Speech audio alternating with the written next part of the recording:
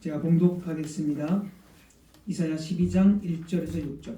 그날에 네가 말하기를 여호와여 주께서 전에는 내게 노하셨사오나 이제는 주의 진노가 돌아섰고 또 주께서 나를 안위하시오니 내가 주께 감사하겠나이다 할 것이니라. 보라 하나님은 나의 구원이시라. 내가 신뢰하고 두려움이 없으리니 주 여호와는 나의 힘이시며 나의 노래이시며 나의 구원이시니라. 그러므로 너희가 기쁨으로 구원의 우물들에서 물을 기르리로다. 그날에 너희가 또 말하기를 여호와께 감사하라. 그의 이름을 부르며 그의 행하심을 만국 중에 선포하며 그의 이름이 높다 하라. 여호와를 찬송할 것은 극히 아름다운 일을 하셨음이니 이를 온 땅에 알게 할지어다. 시온의 주민아 소리 높여 부르라. 이스라엘의 거룩하신 이가 너희 중에서 크심이니라 할 것이니라. 아멘. 네, 오늘 주보가 제목이 좀 잘못 나왔네요. 오늘 제목은 남은 자들이 부르는 구원의 노래입니다. 오늘 제목은 남은 자들이 부르는 구원의 노래. 남은 자들이 부르는 구원의 노래라는 제목으로 오늘 하나님 말씀 증거하겠습니다. 이사야 1장부터 10장까지는 하나님의 거룩하심과 그의 반대되는 하나님의 백성들의 계속되는 죄의 죄 그리고 그에 대한 언약적 심판을 집중적으로 강조했습니다. 대부분이 다 그런 내용입니다. 물론 이 단락 1장에서 10장의 단락에서도 중간중간 복음의 중요한 부분들이 나타납니다. 예를 들어서 이사야 2장에서는 유다의 이 예루살렘이 회복되어서 세계 민족들이 예루살렘에 모여들고 또 하나님의 말씀을 사모하는 그런 모습들이 2장에 나옵니다. 또 9장에서는 침략으로 인해서 황폐한 유다 땅에서도 메시아적 신분을 가진 한 아이의 출생을 통해서 그 출생을 통한 구원을 9장에서는 기록하고 있습니다. 이렇게 중간중간 구원에 관한 내용이 있지만 1장부터 10장까지는 주로 언약을 배반한 유다의 심판을 강조하고 있습니다. 그리고 이제 이어지는 11장, 12장은 하나님의 백성들의 구원에 대해서 이제 노래하고 구원의 기쁨들을 기록하고 있습니다. 그러니까 이것을 정리를 해보면 언약을 배반한 백성들에 대한 심판이 있지만 하나님은 심판으로만 끝내지 않으신다는 것입니다. 심판 중에도 하나님의 백성들에게 더 정확하게 말하자면 남은 자들에게 베푸시는 구원이 있다는 것을 하나님은 말씀하십니다. 1장에서 10장은 주로 심판, 11장, 12장은 구원이기 때문에.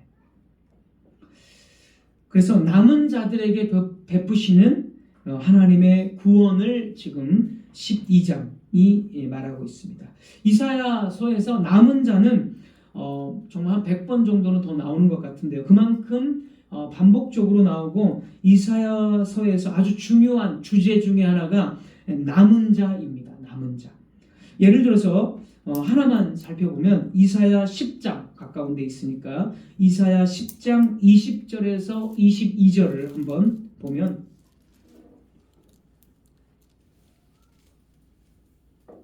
이사야 10장 20절에서 22절 그날에 이스라엘의 남은 자와 야곱 족속의 피난한 자들이 다시는 자기를 친 자를 의지하지 아니하고 이스라엘의 거룩하신 이 여호와를 진실하게 의지하리니 남은 자가 나오고 21절도 나옵니다. 21절 남은 자 곧 야곱의 남은 자가 능하신 하나님께로 돌아올 것이라. 22절 이스라엘이여 내 백성이 바다의 모래 같을지라도 남은 자만 돌아오리니 넘치는 공의로 파멸이 작정되었음이라. 여기 보면 공의로 넘치는 공의로 멸망이 작정이 되어 있지만은 그 중에 멸망으로 작정되지 않고 주님께 돌아오는 진실하게 의지하는 자, 이 사람이 바로 남은 자입니다. 이 사람이 구원받은 자입니다. 이 남은 자는 아까 10장 22절 보면 아수르를 의지하지 아니하고 이스라엘의 거룩하신 이 여호와를 진실하게 의지하는 자, 이 사람이 바로 이 이스라엘 중에 남은 자이고 구원을 받는 자입니다. 자, 이사야서에서 다른 부분을 또 보면 남은 자가 계속적으로 나오는데요. 이 남은 자는 어떤 사람이냐면 말씀을 듣는 자입니다. 말씀을 듣는 자, 회개하고 돌이키는 자, 회개의 메시지가 선포될 때 회개하고 돌이키는 자고 또 순종하는 자입니다. 이런 사람들을 이사야서에서는 반복적으로 남은 자다 이렇게 이야기를 합니다. 그래서 이제 이사야 12장은 심판이, 지금 유다의 상황은 어떻습니까? 심판 중입니다. 왜냐하면 지금 적들이 다 쳐들어오고 지금 유다 땅이 황폐해지고 있기 때문에 심판을 당하고 있습니다. 그러나 이 심판 중에도 남은 자들은 구원을 받고 하나님께로 구원을 받고 그 구원 때문에 진실하게 하나님을 기쁨으로 찬송한다라는 것입니다. 지난주까지의 말씀을 다시 한번 지금 이사야 지금 몇 번을 말씀을 드렸는데 몇 번의 말씀들을 기억해 보면 지금 유다는 북이스라엘과 아람의 연합 공격 그리고 아수르의 위협 때문에 굉장히 불안한 상황입니다. 이러한 모든 상황은 유다 백성들이 하나님의 언약을 배반한 결과이고 하나님께서 지금 유다에게 매우 진노하셨다라는 뜻입니다.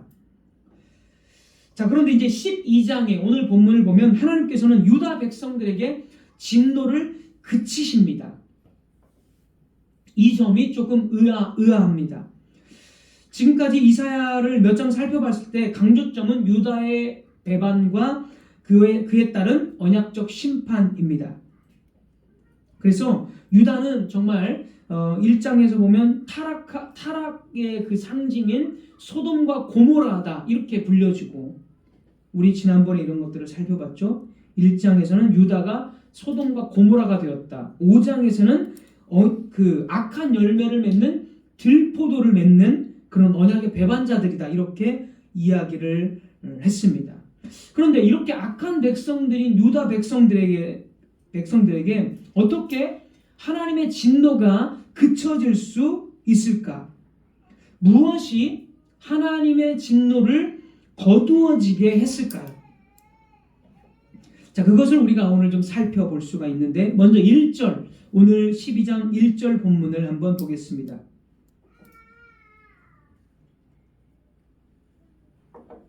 1절, 그날에 네가 말하기를 여호와여 주께서 전에는 내게 노하셨사오나 이제는 주의 진노가 돌아섰고 또 주께서 나를 안위하시오니 내가 주께 감사하겠나이다 할 것입니다. 여기서 먼저 이 그날에라는 말이 나옵니다. 이 그날에는 궁극적으로 메시아가 와서 자기 백성들을 용서해주고 구원하고 메시아께서 자기 백성들을 통치하는 날입니다. 궁극적으로 이사야든지 호세아든지 예레미야든지 다른 선지서들이 말하는 그날의 의미는 거의 모두가 다 궁극적으로 메시아께서 오셔서 자기 백성들을 용서하시고 구원하시는 그러한 날을 다 가리키고 있습니다. 그러나 우리는 궁극적인 그날, 메시아의 그 날을 보기 전에, 그렇게 바로 넘어가기 전에 이사야가 말하는, 이사야 시대에 말하는 그 날을 먼저 살펴봐야 합니다. 이 그날을 메시아의 날로 곧바로 해석해서 이사야 시대에서 약 700년 뒤에, 700년 후에 예수님이 오시는 날로, 그렇게만 메시아의 날 그날로 해석을 한다면 이사야 당대에 남은 자들에게는 그 그날에가 어떤 의미였고 남은 자들이 어떻게 심판 중에도 순종했고 그런 것을 알 수가 없는 것입니다. 그러니까 이 그날에를 그 당대의 그날에가 어떤 의미가 있는지를 건너뛰지 않고 700년 후 예수님 시대로 바로 가는 것이 아니라 당대의 그날에가 어떤 의미인지를 우리는 먼저 1차적으로 살펴봐야 한다라는 것입니다. 1차적으로 이사야 시대에 이 12장의 구원의 노래가 어떻게 성취되었는지를 우리는 살펴보아야 하는 것입니다. 자, 진노를 그치셨습니다. 하나님께서 진노를 그치셨다는 이 표현도 역시 마찬가지로 1차적으로 이사야 당대에 있었던 그 사건을 기록한 것입니다. 그러니까 몇 년 뒤, 지금 아하스 시대에 지금 예언을 한 것인데 그 뒤 몇 년 뒤, 당대 뭐 5년이든 10년이든 그 당대의 몇 년 뒤에 어떻게 하나님께서 무엇 때문에 진노를 그치셨는지를 우리는 그 당대의 역사적인 사건과 기록들을 우리는 성경에서 찾아내고 그리고 나서 이제 700년 후인 예수님의 시대로 가야 된다라는 것이죠. 그래야 이 이사야 문맥을 이 이사야 이 말씀을 제대로 우리가 해석할 수가 있는 것입니다. 자, 그러면 이사야 당대의 이 12장의 말씀들이 언제 이렇게 이루어졌습니까? 자, 오늘 역대하 29장으로 한번 가보겠습니다. 역대하 29장. 오늘 역대하 말씀을 계속 좀 살펴봐야 되기 때문에 여러분이 역대하 29장 한번 가보겠습니다. 구약성경 694쪽입니다. 역대하 말씀을 오늘 좀 계속적으로 좀 보겠습니다. 구약성경 694쪽 정도 있습니다. 역대하 29장.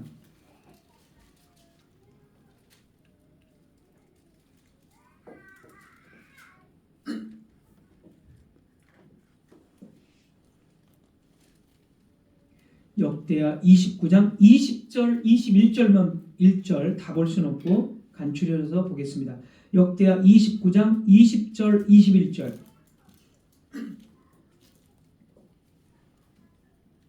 자, 보겠습니다. 히스기야 왕이 일찍이 일어나 성읍의 귀인들을 모아 여호와의 전에 올라가서 수송아지 7마리와 순양 7마리와 어린 양 7마리와 순염소 7마리를 끌어다가 나라와 성소와 유다를 위하여 속죄 제물로 삼고 아론의 자손 제사장들을 명령하여 여호와의 제단에 드리게 하니.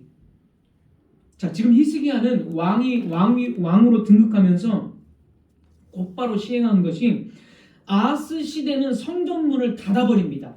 그리고 성전의 번제단을 그 아수르식의 이방 종교식으로 제단을 다 바꿔버립니다. 성전을 다 닫아서 제사를 못 드리게 또 만들어요. 아하스 시대. 히스기야의 아버지죠. 바로 그 아버지. 그런데 히스기야는 어떻게 합니까? 성전의 문들을 다 수리했다고 지난번에도 말씀을 드렸죠. 다 깨끗이 하고. 이 히스기야는 성전 문을 열고 정상적인 제사를 드리도록 했습니다. 그게 이제 20절, 21절의 말씀이고 그 다음 이어서 24절로 가보겠습니다. 역대하 29장 24절. 24절. 제사장들이 잡아 그 피를 속죄제로 삼아 제단에 드려 온 이스라엘을 위하여 속죄하니 이는 왕이 명령하여 온 이스라엘을 위하여 번제와 속죄제를 드리게 하였음이더라. 여기 보면 온 이스라엘을 위하여 속죄하니, 그러니까 유다와 그 북이스라엘에 있는 남은 자들까지도 전부 포함하는 온 이스라엘을 위해서 그 죄악된 백성들이잖아요. 지금 죄악 때문에 언약의 진노를 받고 있잖아요. 그 온 이스라엘을 위해서 지금 속죄를 했다는 것입니다. 자, 하나님께서 지금 유다 백성들에게 왜 진노를 그치셨습니까? 예루살렘 성전에서 드려지는 속죄 제사 때문입니다. 성전의 제사, 이것은 예수 그리스도의 복음을 예표하는 것입니다. 히스기야를 비롯한 이스라엘의 남은 자들은 심판 중에도 이 복음을 굳게 붙들었습니다. 죄인이 반드시 죽어야 하지만 짐승들이 죄인들을 위해서 대신 죽고 그 피를 제단에 뿌리게 함으로써 하나님의 진노가 그쳐진다는 그 죄 용서함의 복음을 이 남은 자들은 믿었던 것입니다. 그래서 그 히스기야와 함께 연합해서 남은 자들은 그 성전 제사에 참여함으로써 이제 그 제물이 죽고 그 피를 제단에 뿌림으로써 하나님의 진노가 비로소 그쳤구나. 그것을 이 히스기야와 이 남은 자들은 알 수 있었다라는 것입니다. 그래서 하나님의 백성들은 오늘 본문 1절과 같이 하나님의 진노가 전에는 노하셨지만 지금은 그쳤다라고 노래할 수 있었던 것입니다. 이어서 2절을 한번 보겠습니다. 2절입니다. 오늘 본문으로 이제 다시 돌아옵니다. 2절. 역대하 말씀과 오늘 본문을 계속 번갈아 가면서 보겠습니다. 오늘 본문 이사야 본문 2절 가보겠습니다. 보라, 하나님은 나의 구원이시라. 내가 신뢰하고 두려움이 없으리니 주 여호와는 나의 힘이시며 나의 노래시며 나의 구원이심이라. 여기 보면 이제 이사야 당대의 백성들이 또 이렇게 노래합니다. 아까는 진노를 그쳤다, 용서해 주셨다라고 노래했고, 이번에는 하나님은 나의 구원이시다 라고 노래합니다. 이 말은 무슨 말이냐면 이사야 당대의 이스라엘 백성들은 구원을 받은 경험을 했다라는 뜻입니다. 그래서 하나님은 나의 구원이시고 나의 그 노래 힘이시다, 이렇게 노래할 수 있었다라는 거죠. 자, 유다의 상황은 아주 황폐하고 매우 위태로운 상황입니다. 이런 그 위태로운 상황 속에서 언제 유다가 그럼 구원을 받았고 누구로부터 구원을 받았다는 뜻일까요? 역대하 32장 1, 2절로 가보겠습니다. 다시 역대하로 가봅니다.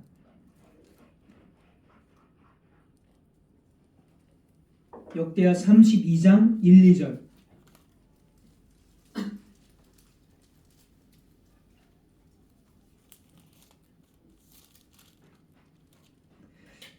제가 읽겠습니다. 역대하 32장 1, 2절. 이 모든 충성된 일을 한 후에 아수르 왕 사네립이 유다에 들어와서 견고한 성읍들을 향하여 진을 쳐서 점령하고자 한지라. 자, 이미 이제 아수르 왕이 유다를 사실 막 다 점령을 하고 지금 성읍들을 점령을 했습니다. 2절.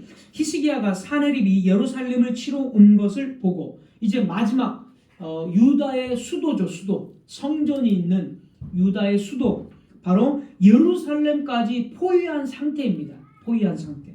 그래서 이제 그 굶겨서 죽이려는 그런 포위해가지고 아예 그런 상황이에요. 자, 아수르는 당대에 아주 강력한 제국입니다. 이때는 이미 아수르가 북이스라엘도 다 멸망시켰고요. 주변 나라들도 다 멸망시키고 다 포로로 끌고 간 상황입니다. 유다의 다른 성읍들도 다른 성경들을 보면 이제 다 점령당한 상황이에요. 그러니까 유다가 아수르의 이 침략에서 이길 수 있는 확률은 없습니다. 그냥 예루살렘을 포위해서 굶겨 죽는 거죠. 굶어서 죽는 거죠. 그러나 히스기야는 이사야의 선지자의 이런 위태로운 상황 속에서 이사야 선지자의 말을 듣고 하나님만을 철저하게 의지합니다. 그리고 이사야와 함께 같이 하나님께 기도를 합니다. 그러자 이제 어떤 결과가 나타났습니까? 역대하 32장 21절 22절입니다. 아주 유명한 사건, 우리가 익히 어릴 때부터 많이 들었던 사건이죠. 역대하 32장 21절 22절. 여호와께서 한 천사를 보내어 아수르 왕의 진영에서 모든 큰 용사와 대장과 지휘관들을 멸하신지라. 아수르 왕이 낯이 뜨거워 그의 고국으로 돌아갔더니 그의 시내 전에 들어갔을 때에 그의 몸에서 난 자들이 거기서 칼로 죽였더라. 이와 같이 여호와께서 히스기야와 예루살렘 주민을 아수르 왕 사네립의 손과 모든 적국의 손에서 구원하여 내사 사면으로 보호하시매. 한 천사를 보내셔서 강력한 아수르 군사를 다 죽이고 18만 5천 명의 군사죠. 18만 5천 명의 군사를 다 죽이시고 아수르 왕도 그냥 암살당하도록 만드십니다. 그리고 이것을 22절 끝에 보면 구원하여 내사, 이게 바로 하나님의 구원이다라고 하나님은 말씀을 하십니다. 그리고 사면으로 보호하심에, 사방으로 다 보호해 주셨다. 그러니까 하나님만이 힘이시고 하나님만이 피난처이시다, 양들을 보호하시는 목자이시다라고 지금 성경은 말하고 있는 것입니다. 자, 오늘 이사야 본문 2절에서 하나님은 나의 구원이시고 나의 힘이시다라고 노래하는 근거가 바로 여기에 있는 것입니다. 이사야 시대에 정말 위태로운 상황 속에서 남은 자들은, 히스기야를 비롯한 남은 자들은 철저하게 하나님만을 의지하고 하나님께 부르짖습니다. 하나님께서 우리를 구원하실 거다라고 철저하게 믿고 부르짖습니다. 그러자 그 결과 진짜로 하나님께서 아수르를 완전히 다 물리치시고 구원을 하셨습니다. 이 사건이 BC 700년경의 일이기 때문에 하나님의 구원은 남은 자들에게 매우 가까이에 있었던 것입니다. 그래서 그 구원을 경험하고 노래한 거죠.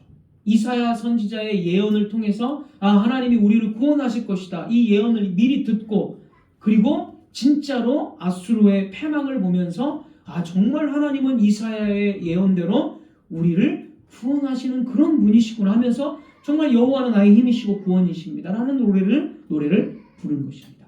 계속해서 3절 보겠습니다. 오늘 본문 3절입니다. 그러므로 너희가 기쁨으로 구원의 우물들에서 물을 기르리로다. 이사야 12장 3절로 다시 돌아와서 그러므로 너희가 기쁨으로 구원의 우물들에서 물을 기르리로다.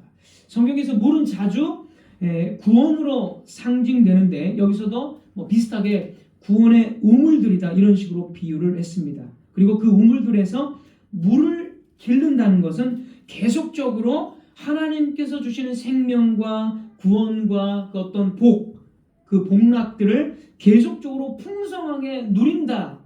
계속해서 하나님께로부터 그 은혜들을 기른다. 하나님으로부터 모든 필요와 어떤 생명들을 길러서 누린다. 이런 뜻이 됩니다. 왜냐하면 이미 그런 구원을 경험했으니까 그 구원이신 하나님께로 가서 계속적으로 은혜와 복들을 길러서 마신다라는 뜻입니다. 마지막으로 이제 4절에서 6절입니다. 오늘 이사야 본문 4절에서 6절 제가 읽겠습니다. 그날에 너희가 또 말하기를 여호와께 감사하라. 그의 이름을 부르며 그의 행하심을 만국 중에 선포하며 그의 이름이 높다 하라. 이제 구원을 경험했기 때문에 감사할 수밖에 없고 온 열방 중에 하나님의 그 구원을 찬양하고 증인으로서 선포한다는 거죠. 5절 여호와를 찬송할 것은 극히 아름다운 일을 하셨음이니 이를 온 땅에 알게 할지어다. 온 땅에 알게 할지어다. 6절 시온의 주민아. 시온은 예루살렘하고 똑같은 동의어입니다. 예루살렘 주민, 시온의 주민 다 같은 말이에요. 시온의 주민아 소리 높여 부르라. 소리 높여 부르라. 이스라엘의 거룩하신 이가 너희 중에서 크심이니라 할 것이니라. 마지막 이제 4절에서 6절은 정말 이 하나님께서 하신 크신 그 구원의 일들을 감사하고 기뻐하고 온 열방에 다 선포하라는 것입니다. 자, 이 일들 역시 역대하 29장에서 31장을 보면 다 이제 나옵니다. 히스기야를 통해서 언약이 갱신되었을 때, 그리고 하나님의 왕국이 건설되었을 때 백성들은 매우 기뻐하고 하나님께서 우리를 용서하셨고 우리를 구원하신다라는 그 감사의 찬송들을 불렀다라는 표현들이 역대하 29장부터 31장까지 반복적으로 나옵니다. 다시 역대하로 가서 몇 구절만 찾아보겠습니다. 역대하 29장 28절. 역대하 29장 28절. 온 회중이 경배하며 노래하는 자들은 노래하고 나팔 부는 자들은 나팔을 불어 번제를 마치기까지 이르니라. 온 회중이 하나님의 그 진노를 그치심과 구원하실 것, 이런 복음의 예표를 보면서 기뻐하고 경배했습니다. 29장 36절입니다. 이어지는 36절. 이 일이 갑자기 되었으나 하나님께서 백성을 위하여 예비하셨으므로 히스기야가 백성과 더불어 기뻐하였더라. 매우 기뻐했고요. 역대하 30장 21절 가보겠습니다. 한 장 뒤에 보면 30장 21절. 예루살렘에 모인 이스라엘 자손이 크게 즐거워하며 7일 동안 무교절을 지켰고 레위 사람들과 제사장들은 날마다 여호와를 칭송하며 큰 소리 나는 악기를 올려 여호와를 찬양하였습니다. 30장 마지막으로 26절 보겠습니다. 26절 이어지는 26절. 예루살렘에 큰 기쁨이 있었으니 이스라엘 왕 다윗의 아들 솔로몬 때로부터 이러한 기쁨이 예루살렘에 없었더라. 네, 솔로몬 때 있었고 그 뒤로 없었다는 거예요. 히스기야 때 비로소 엄청난 시간이 지나서 히스기야 때 그 형언할 수 없는 기쁨과 감사가 남은 자들에게 지금 있었다라는 것이죠. 그뿐만이 아니라 아수르의 18만 5천 명의 대군이 파멸되었을 때 그들은 진짜 말로 형용할 수 없는 하나님의 구원에 대해서 기쁨과 감사의 찬송을 하나님께 드렸습니다. 바로 이런 사건들을 이사야는 예언하고 이사야 당대의 남은 자들은 이것을 다 경험을 했던 것입니다. 그래서 오늘 이사야 12장 본문의 배경은 히스기야의 언약 갱신과 아수르의 파멸을 통해서 구원받은 남은 자들이 부르는 구원의 노래입니다. 남은 자들은 죄로 인한 심판 중에도 이사야 선지자의 말씀을 들었습니다. 또 직분자 히스기야를 통한 언약 갱신에 참여하며 성전 제사에서 짐승의 피에 뿌려짐을 보았고 히스기야가 유월절을 지키자고 했을 때에 기꺼이 남은 자들은 순종했습니다. 성도 여러분, 하나님은 죄인들의 죄에 대해서 반드시 진노하십니다. 그러나 자비로우신 하나님은 진노 중에도 구원을 베푸시는 분이십니다. 이 구원의 복음이 선지자나 왕을 통해서 선포될 때 남은 자들은 자신의 죄를 회개하고 그 말씀에 순종하여 구원의 노래를 부를 수 있게 되는 것입니다. 그래서 이사야 당대의 남은 자들은 이사야와 히스기야 왕의 그 성전 제사의 초청에 다 응해서 진실로 자신의 죄를 회개하고 하나님의 구원을 경험할 수 있었던 것입니다. 이것은 이제 700년 후인 1세기 당시에도 마찬가지였습니다. 마침내 이사야의 이 노래를 온전히 성취하실 분이 오셨습니다. 주 예수님께서 유다 땅에 오셨을 때 그 땅에는 배교자들이 대부분이었지만 여전히 하나님의 구원을 노래하는 남은 자들이 있었습니다. 마리아는 예수님께서 주실 구원을 내다보며 찬양을 불렀습니다. 누가복음 1장 46절. 누가복음 1장 46절. 마리아가 이르되 내 영혼이 주를 찬양하며.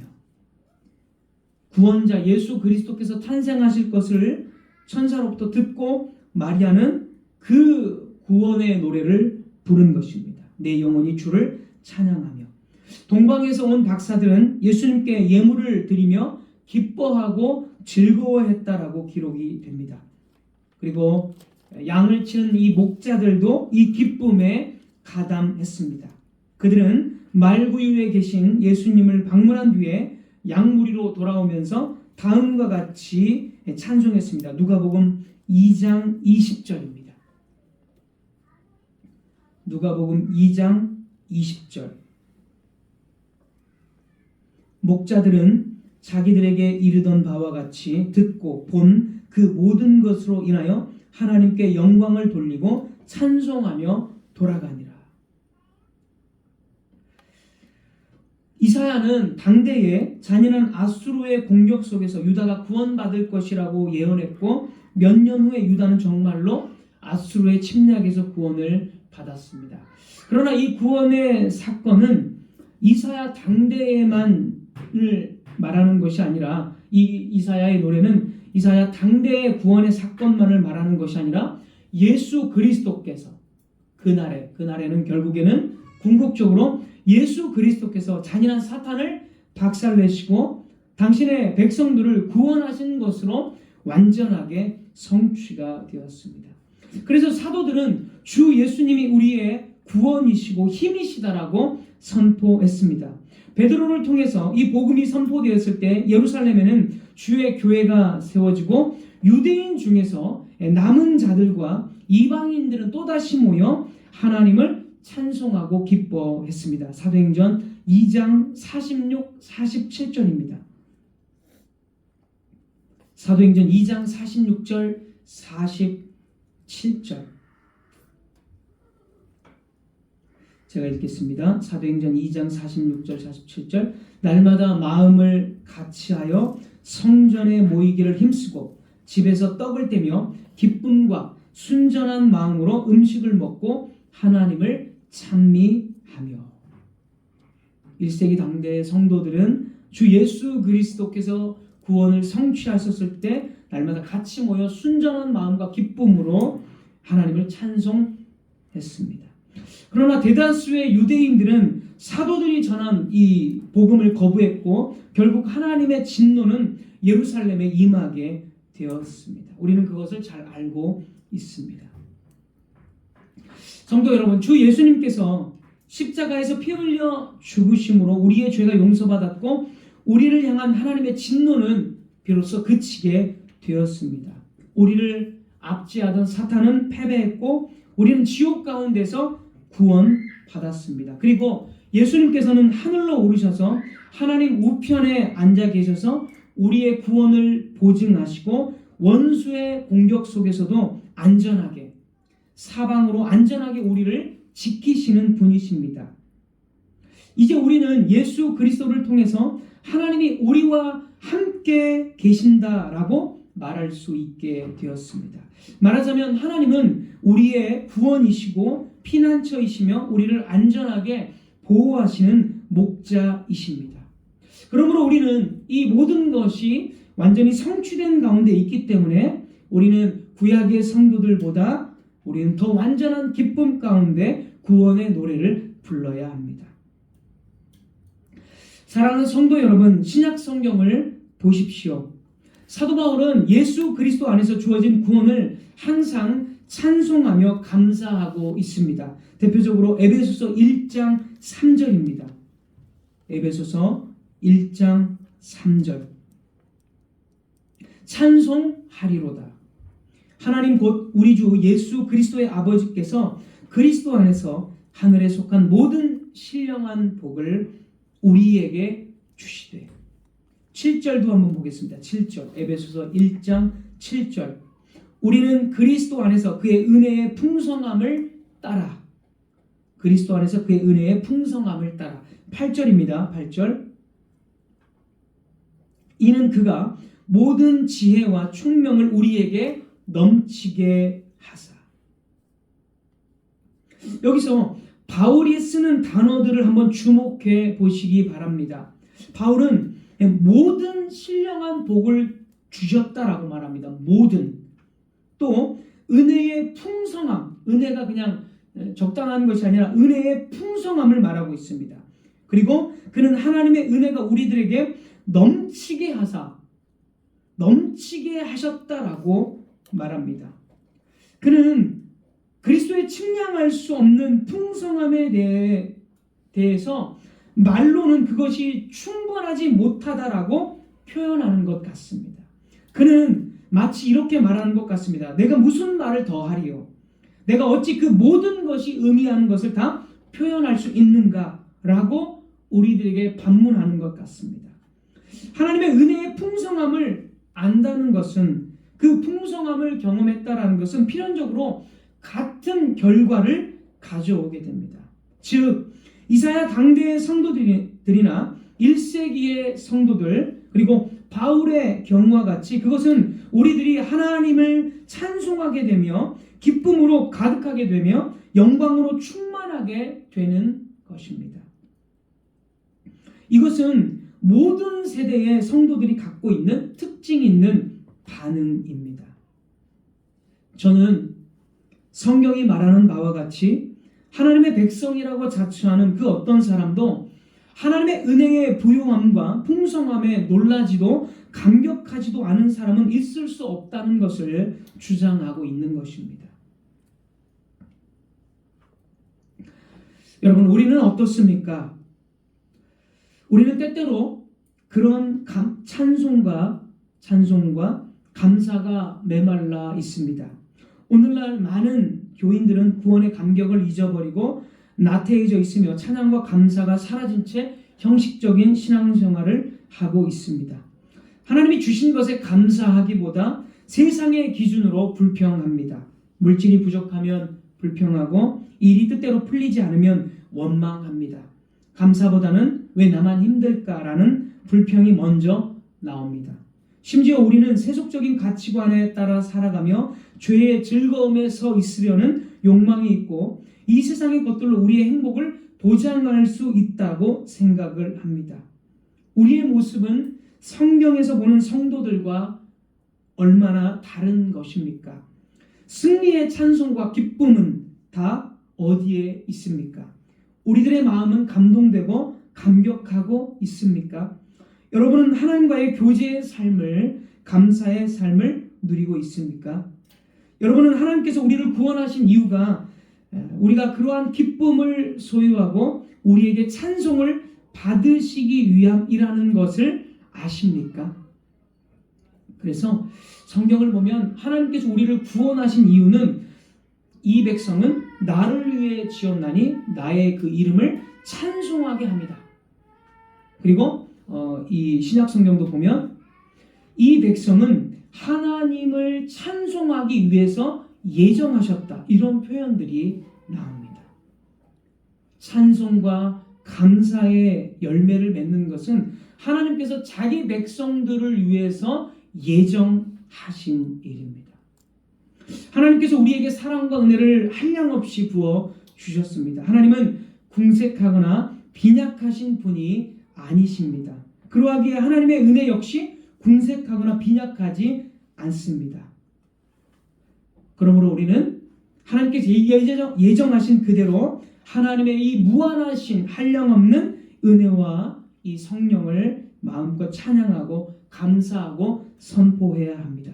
1세기 당대의 성도들이 땅끝까지 가서 물론 사도들이 갔지만 함께한 모든 성도들이 정말 그 복음을 찬양하고 많은 이방인들에게 그 복음을 증거했듯이 우리 역시 이 복음을 우리 입에서 늘 가지고 있어야 하고 우리 마음 가운데 늘 이 복음을 가지고 즐거워해야 합니다. 이 사실을 우리는 즐겨야 합니다. 이 복음 안에서 우리는 즐거워해야 합니다. 그리스도 안에 있다는 것은 최고의 복과 기쁨입니다. 그리스도는 모든 것이 충만한 분이십니다. 그리하여 주님께서는 이렇게 말씀하셨습니다. 누구든지 자신에게 오면 나에게 온다면 그는 결코 목마르지 아니할 것이라고 말씀을 하셨습니다. 왜냐하면 그리스도는 모든 것이 충만하신 분이기 때문입니다.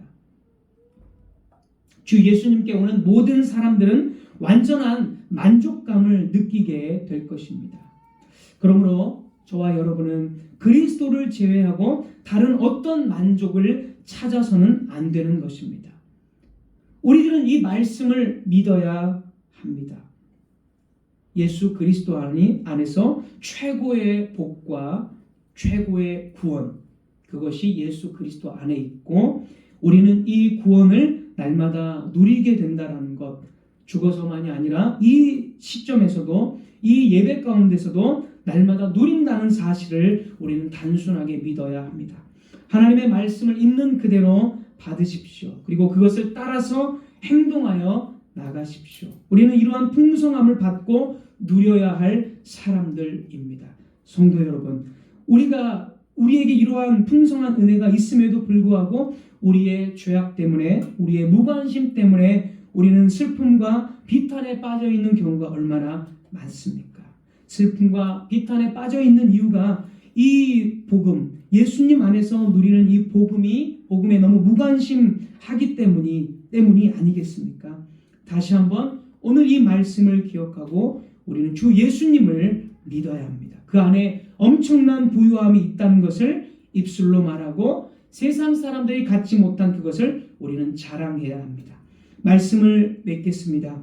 오늘도 예수님 안에서 주어진 복과 기쁨을 누리며 살아가십시오. 세상이 빼앗을 수 없는 기쁨을 가지셨습니까? 그렇다면 감사하고 찬양하십시오. 우리의 기쁨은, 우리의 감사는 환경이나 상황이 아니라 하나님께서 우리를 그리스도 안에서 구원하셨고 우리들의 모든 부분이 완전히 보호를 받고 있으며 우리의 생명이 마치는 그날까지 주님께서 우리들을 위하여 필요한 모든 것들을 다 준비하셨다라는 사실에 있습니다. 하늘에 계신 그리스도께서 영원하듯이 우리의 기쁨 또한, 우리의 보호 또한 영원합니다. 기도하겠습니다.